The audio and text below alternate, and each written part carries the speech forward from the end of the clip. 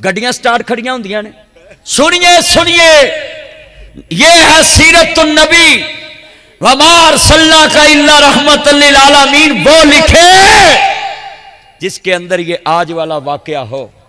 चौधरी साहब, ये सीरतुन नबी का बड़ा पहलू। आपने स्पीकिंग, आप बहुत बड़े नाजी स्पीकर हैं और जाते हैं यूथ असम्बली में, तो वहाँ आपने काउंट करना है ताकि बड़े बड़ों का सरिया निकले।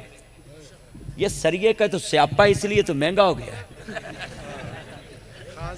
हार तो हूं सरिया है, नहीं लड़ाई हुई है, बच गया काम। तवज्जो तवज्जो, गाल सुनो, तवज्जो तवज्जो। लफ्ज बड़ा कीमती था, सरिया आ गया धौना च। उच्ची बोलो, सरिया आ गया। ये सरिया महंगा हो गया। मैं सच्ची गल कर रहा। आंदा 100 बेड़ा गर्क कर दिता ही है। तेरी जबान च घ्यो शक्कर है। जे 100 रुपया सरिया हो जाए तो तेरा ब्याह मैं मुफ्ती कर देवांगा।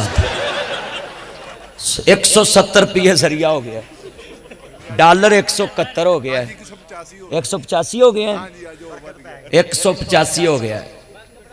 बस आपने घबराना नहीं है। पिछो आवाज आई, बस आपने घबराना नहीं है। भाई असी घबरा के अटैक कराउना है, असी इत्थे ही चंगे, सानू घबराउण दी लोड़ नहीं है। वध गया ते मेरा पैकेज भी वधा दे अज।